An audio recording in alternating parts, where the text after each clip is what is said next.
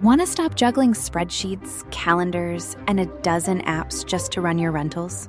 Lodgify makes it easy. It's an all-in-one toolkit for hosts. Build a direct booking website, automate guest messaging, and keep all your channels in sync. Running your rental business your way has never been simpler. And for Good Morning Hospitality listeners, you can get 20% off any yearly plan with code GMH20. Just check the link in the show notes to get started today.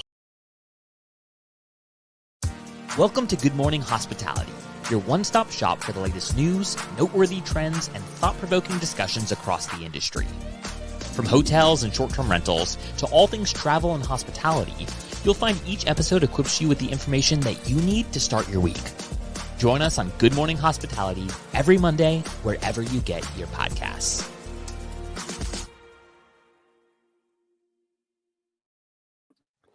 Michael Golden. Dude, you're looking so sharp this morning. So sharp. I feel fresh. I was not expecting a fresh Will halfway through, or at least after the first night of Verma. So hey, the Cassiola beach party, they did it right. It was great. It was great. But I kept it under wraps. I knew we had a big episode today. Figured, I get to talk to Niko and see him for a second time on a podcast. I gotta bring my A game. Plus, it's Monday. Gotta be fresh. Did anybody spot Will? Find Will? I hit a little too good, so I had to move my location a little closer in the jungle. And once I was discovered, I got to give away my free throws. So, I got dunked after about 35 minutes of being up there, which was painful. There was a lot Who of... got you? Ginny, my COO, she got me. So it was great to see Steve Milo be a champ and get dunked at the end. Really went for it. And Ryan Bailey, though, shout out to one of our sponsors at TravelNet. He got on the dunk tank. No one could get him. So after a while, he just got off. He was like, I'm done. See ya. I got things to do. He left. So shout out to TravelNet. It was just if it was past 10 o'clock, I'd be gone too. Yeah. So he wasn't there for it. But how you feeling today, man? You excited for this episode? We're missing Brandy. She's on a panel session. Jamie Lane was at the party last night, but had a 7:15 a.m. session to do already. So they're just killing us with these sessions at VRMA this year. Who does a 7:15? And then nobody's going to show up for that. I hope. Poor Jamie. I'm like, I hope somebody at least showed up for the guy. Yeah. I was in bed. I wasn't even caffeinated yet. But yeah, I'm excited to dive in today. I've gotten to know a couple of the big European operators through the years, and Niko and Bob W is one that I haven't had the opportunity to learn about. So very excited to have him on board and learn what they're doing and how they're doing it differently than both the European operators as well as the big American operators. I love it. Well, we have a tight schedule today, so let's welcome Niko Karstikko, the CEO and co-founder of Bob W.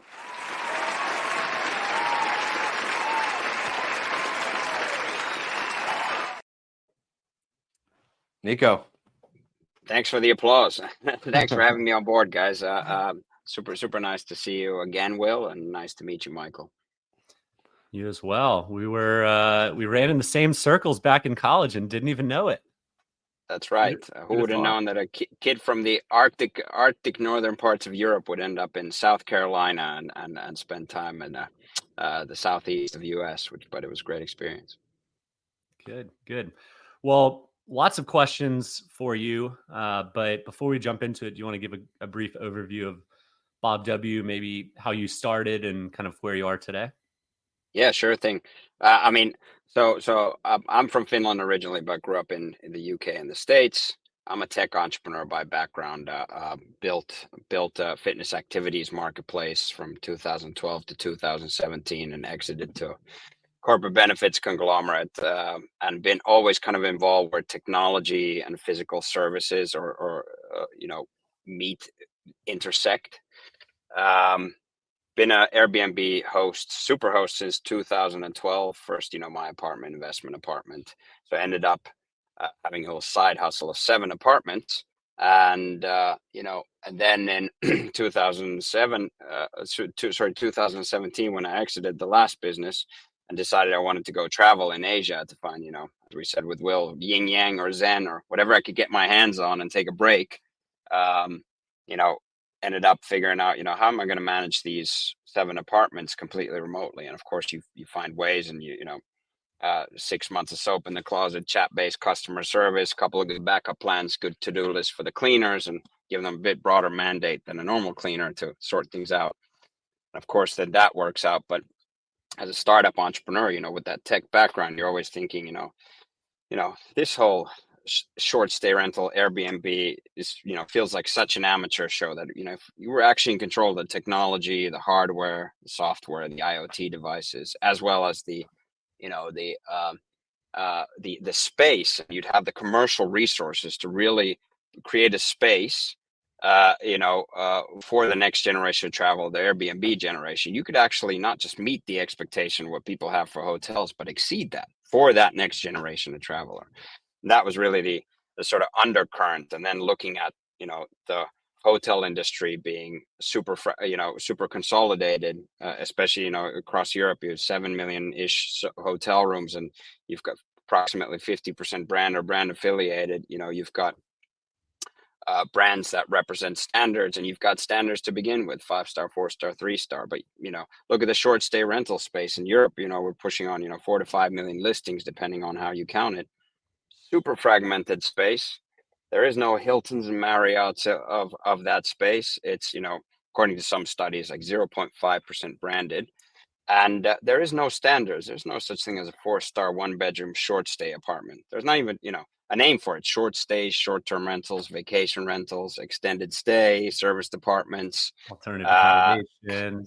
Yeah. And or as consumers say Airbnb, which in Europe is, a little bit less than 20% of the market, but they don't own, manage, or rent apartments. It's an OTA, a very innovative OTA, but it's an OTA at the end of the day. And of course, that's where Bob W came around. It's like, okay, we're going to create a new hybrid category, which is a hybrid of a hotel and an Airbnb. So from the hotel, the commercial, the branded promise with a Bob, what you get, the commercial scale, and the legality of commercial properties, as you guys know, especially in Europe, we have similar to what you guys have in the States and in New York, of cutting down on that side of things. And on the other hand, you've got, the magic of the sort of Airbnb type world and the utility of an apartment. So you've got kitchens, washing machines, dishwashers, but also people are looking for that authentic, live like a local vibes, and they're looking for, they're looking to live out, for a different set of use cases to satisfy their needs. So we put all of that together, this hybrid category, called it Bob W, who's the avatar of the perfect host. He's the best host you've ever had on Airbnb times 10. Speaks 9 languages, clearly well educated, but a man of the people. Knows the neighborhoods better than the concierge ever could, and doesn't take a lunch break, doesn't even go out for a cigarette. Answers your chats on average in 1 minute 20 seconds, and is just the best host out there. We've built that whole brand around Bob, which is of course for that next generation of travel. So Bob is AI, but Bob also stands for something, right? That's correct. Yeah. So Bob is not just AI. Bob is a mix of AI tools, automations, and real people. So important to note, like Bob is literally the best host. We're ranked 4.8 out of 5 based on all public ratings. 2021, 2022 average, for example. That makes us Europe's best ranked international hospitality operator, kicking butt against the Four Seasons, the Marriotts, the Hiltons, the other tech-enabled competitors, etc. And it's just, we just have that best product market fit for that new generation of travel. And a big part of that's having this amazing hosting. So Bob's genuinely there for you, and we'll always sort you out. But he obviously stands for, best of both worlds, which really the name kind of stuck around. We always wanted to be around the host, and we were like trying to come up with Viking names, because I guess I'm from the Nordics, and at the time you had all these like different Viking TV shows, but then Ragnar and Kari just didn't roll off people's tongues that good. So somebody pointed out that, hey, you guys, you keep talking that you're the the base of this whole concept is this best of both worlds: the hotel and the Airbnb, the hotel and the short stay. And this best of both worlds, if you chuck it into an acronym, it's Bob W. That sounds like a host. And we thought, well, Bob sounds like a great guy. It's available on, there's nothing obscene coming out of Google, and the URL's good to go. So let's roll with it. And that's really how the most loved host on the market came about. Beautiful. So I'd say 85% of our listeners are from America. And we've seen in the past year or so, Sonder kind of take a nosedive in terms of valuation. We've seen Kasai fold their doors. Year or two prior, we saw a few others like Stay Alfred and Domio completely shut down. Lyric. What makes you guys different when you're playing in kind of the same vision, the same category of building the branded short-term rental, the branded suites that are more like a hotel? Yeah. So I guess in short, you're referring to the tech-enabled play. Maybe that's something we forgot to mention, that we of course build our own tech and consider it. That's really enables us to scale and to differentiate and give a better customer experience. I guess we'll probably touch upon that later. So yes, we fall under, roughly speaking, the same category. And this, by the way, is an absolute massive category that's got plenty of rooms for the next Hiltons and the Marriotts. So I can wholeheartedly say I only wish the best for our tech-enabled competitors, and that goes without saying. I think the challenges have been, to a certain degree, this.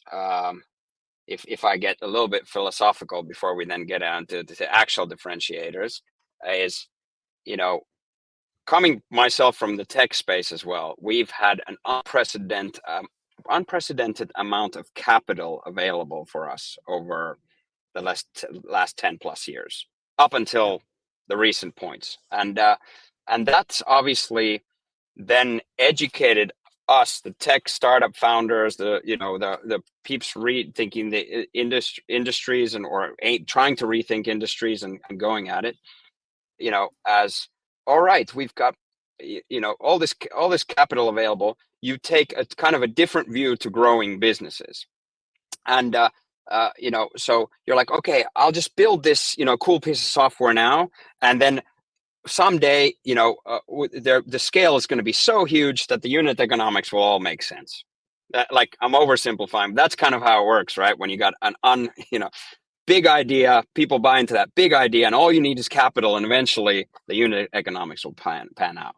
Now, how we've seen it with the guys that you mentioned, as well as the WeWorks of the world, is like, if we oversimplify it, is they took the view that, okay, let's scale this, let's split scale, as the cool term up until 2 years ago was, and but you can't scale leases. You just can't scale. If you're paying too much, you just simply can't.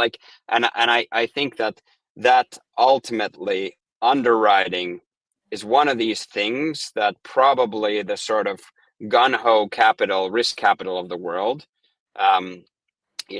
didn't really take into account that, a shit lease is a shit lease 5 years down the line, as it was today. And I think that was, so we just got started with our first fundraising when WeWork imploded. And of course, that was all around leases and stuff like that. So we've spent our entire fundraising life explaining how we're not the next WeWork. Now, luckily, I've got a stickler for financial prudency co-founder. It was this German guy, German stereotype on steroids, Sebastian. And he's just like, he has never let anything slide that doesn't make financial sense, which, again, me coming from a startup gun-ho founder, I would have rode this thing off a cliff 3 years ago. But luckily I've got him on as putting sense into this. And I think that really translates into, our approach today. We operate now 36 live properties in 10 countries, and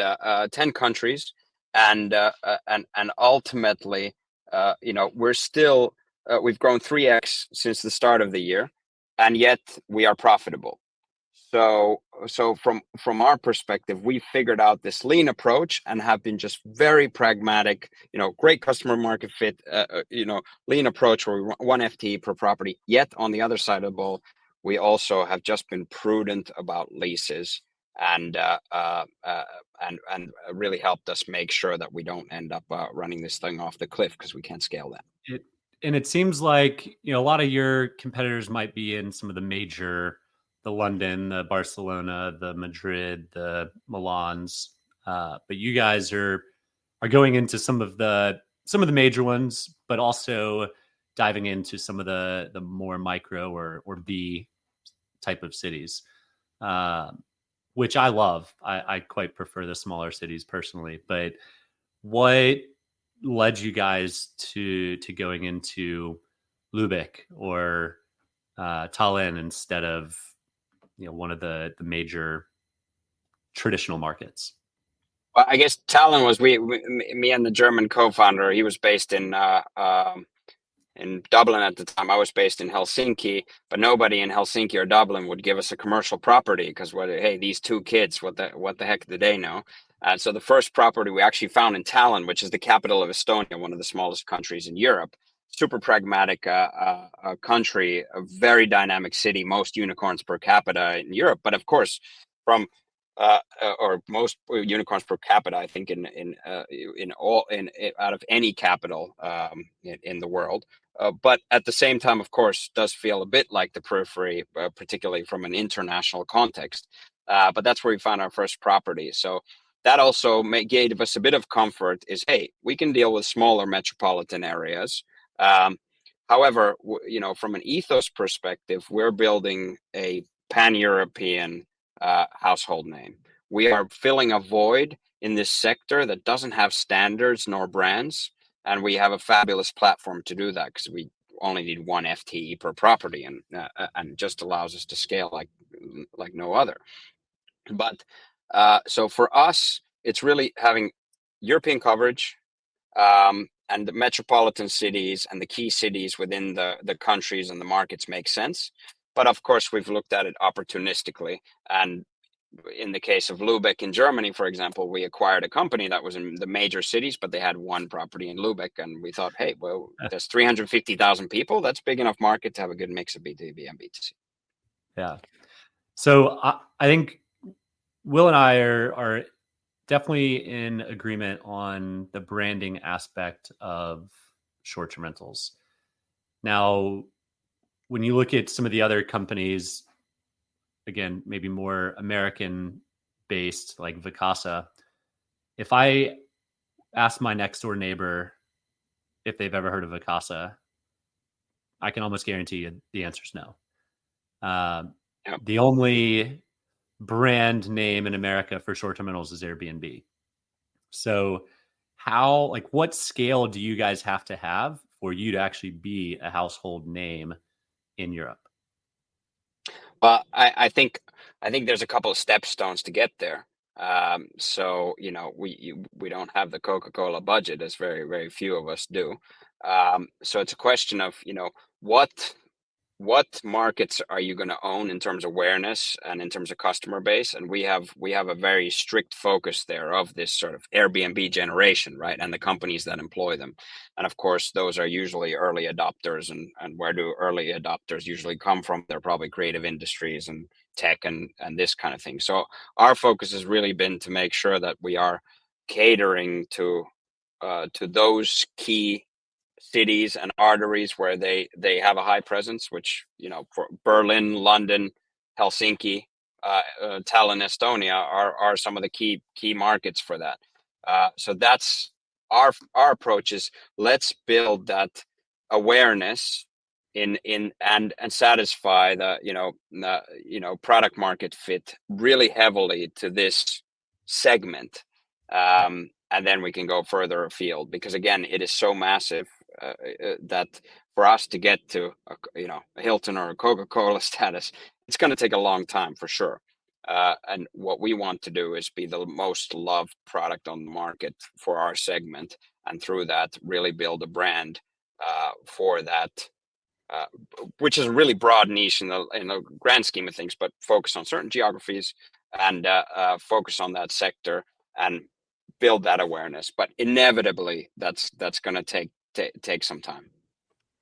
I'm curious, and to make it relevant for where I'm currently at. I'm at the Vacation Rental, Association conference here in Orlando, and a lot of the conversations I hear, these bigger property managers, they're mostly single family homes. There's a few kind of the multifamily realm, but the conversation and scale, right? Like there's this, it's just visiting the Operto office in Canada, and the conversation scale and fail, and the things that help people scale and the things that make people fail. It's kind of the whole, marketing end, love it.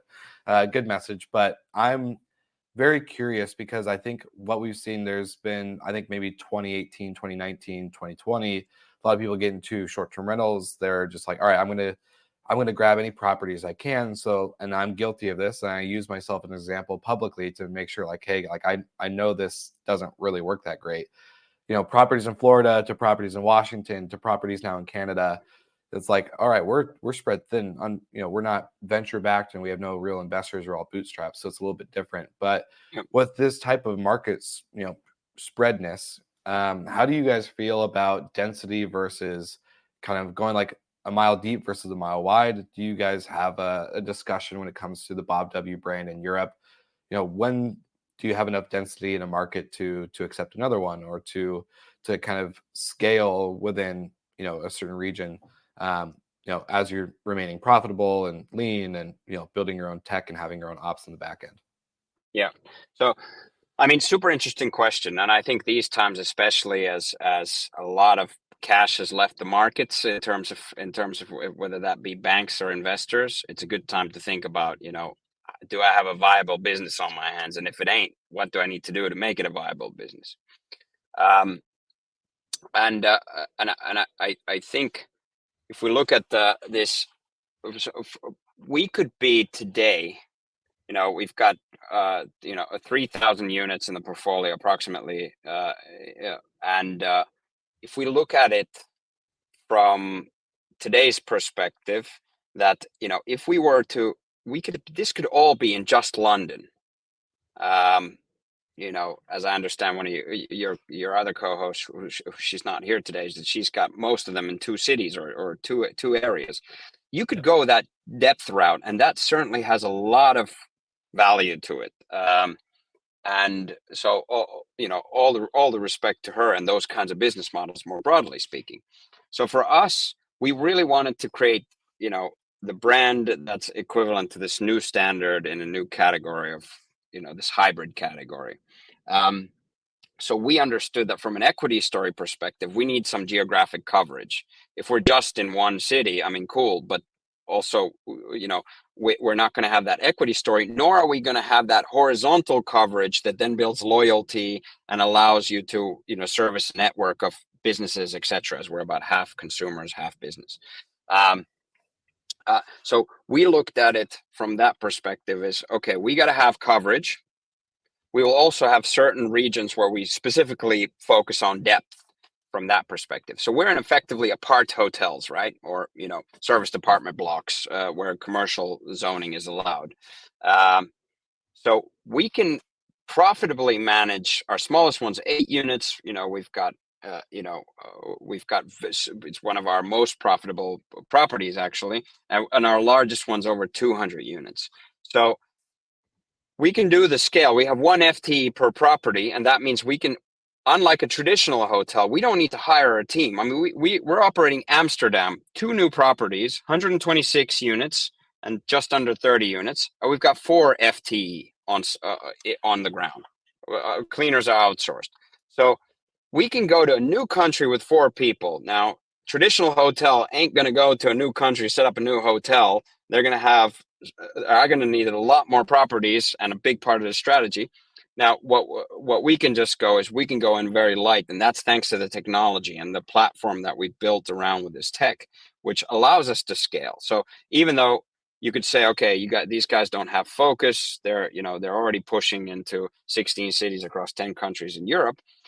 Actually, we're such light on our feet that we can operate. Every market that we operate is profitable, period.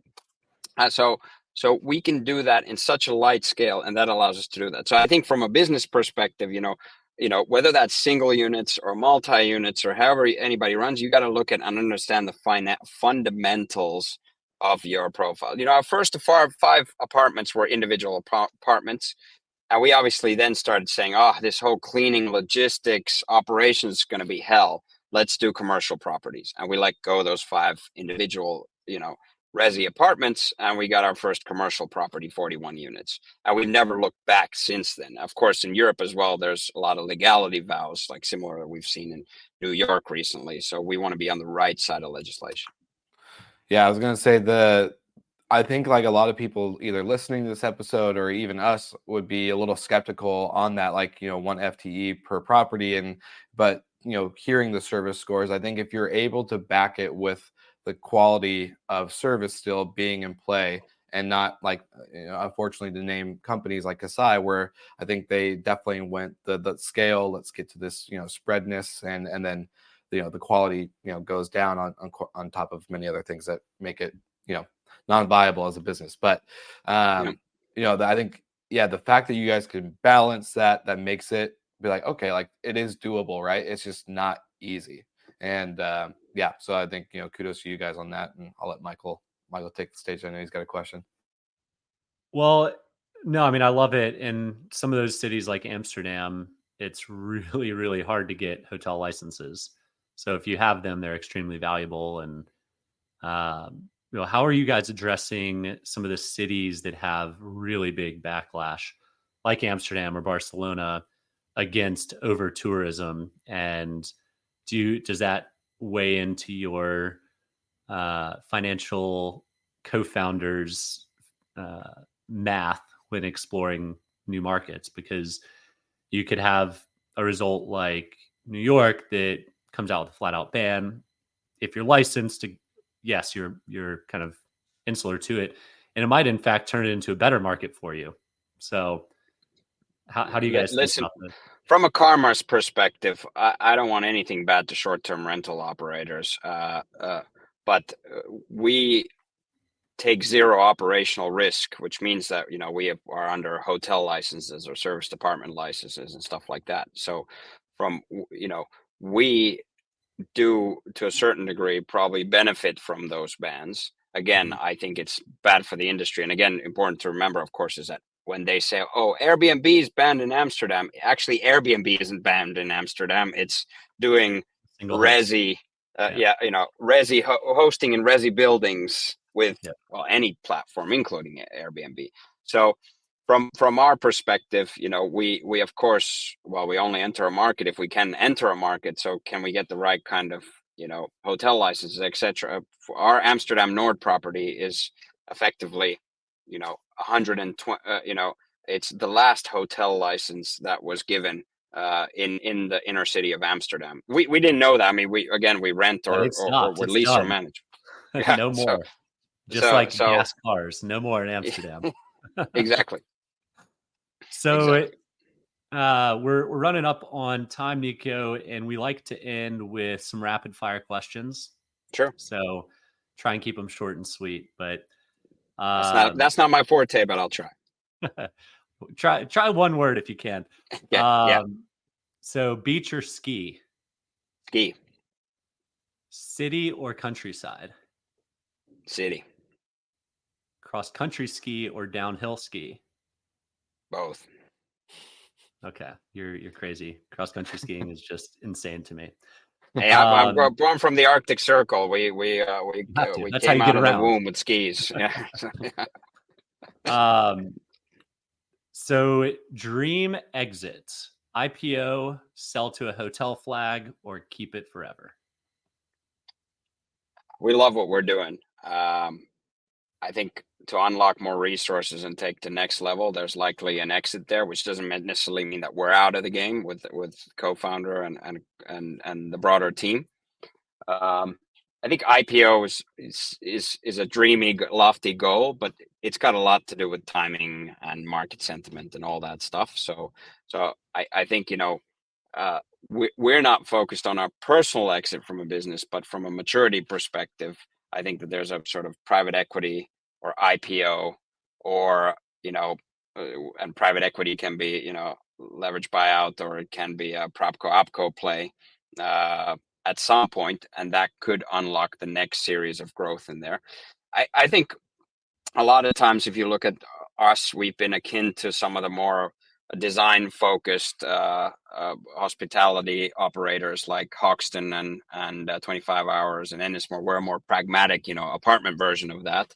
But like, I could totally see us also unlocking a lot of value, not just with our brand and targeting this Airbnb generation growing up, but also the technology which can be rolled out to other platforms. So I think the strategic sale to a hotel network actually makes a heck of a lot of sense. The question is, are the hotel execs going to get into the technology generation, and how long it's going to take them? Or is it going to be the next generation of hospitality execs that only figure it out? So time will tell.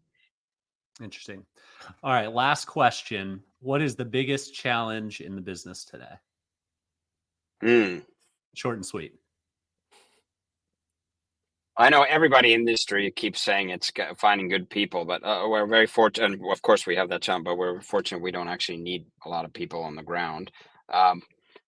Probably, this uncertainty in the sort of global financial market and this kind of thing, it doesn't, I'd like to know how gung-ho we should be growing and developing and investing into technology. And when the world's unstable place where we don't know, is there going to be capital on the market, or will the banks lend, or is there a private equity that will be flush enough with cash to take us to the next step at some point in the near future? That lack of foresight probably leads us to, really not know exactly, or not having a clear view of the plan. And but I think that goes across industries. That's everybody. Yeah. Yeah. It's been an interesting year nonetheless. I think everyone hit some records in 2022. 2023 has been all over the place, and there's certainly a lot of uncertainty and fear going into 2024. So best of luck. We certainly will be keeping tabs. We hope expansion continues well. According to your website, you've got a lot of new cities opening up soon. So I can't imagine the sky miles you're racking up traveling to all these places. But I'll trying to use the train too to keep the carbon footprint down. But there certainly is a lot of locations we're going at, and just lucky that we've got such a badass team that can just copy paste this stuff into one city after another. I love it. Well, hey, Niko, I know you're also heading off to vacation. Finally, a good week's off. No email, Amen. No text, no calls, and nothing. So, thank you for doing this show on the last day of your working day before you head out. We really appreciate it. I loved our episode together on Slick Talk, and to chat it up here on Good Morning Hospitality, where we do have a good listener base out in Europe who can look up to Bob W. and what you guys are doing. It's pretty cool. So, I want to say we just appreciate you being on the show. And I appreciate what you guys are doing to the industry. We need to, as an industry, really stick together to push, to develop, so that we can be a force for good. Amen. Well, all of our Good Morning Hospitality listeners, make sure you like and subscribe all things Bob W. And like always, you'll see the amazing crew next week. And we have, of course, our hotel crew happening this Wednesday. So make sure you tune in.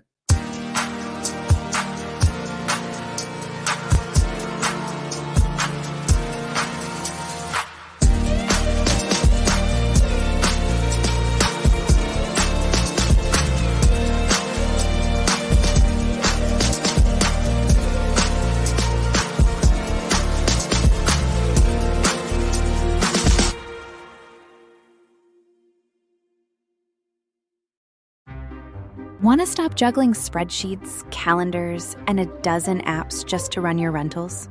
Logify makes it easy. It's an all-in-one toolkit for hosts. Build a direct booking website, automate guest messaging, and keep all your channels in sync. Running your rental business your way has never been simpler. And for Good Morning Hospitality listeners, you can get 20% off any yearly plan with code GMH20. Just check the link in the show notes to get started today.